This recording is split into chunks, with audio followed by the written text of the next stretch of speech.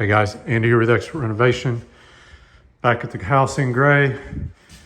Big Ron's taking care of the drywall. Got everything hung, bed coat on. House is starting to take shape.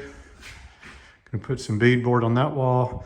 Be 2-layer crown mold. That's why we didn't take the top. Master bedroom, closet. Master bath, secondary living area,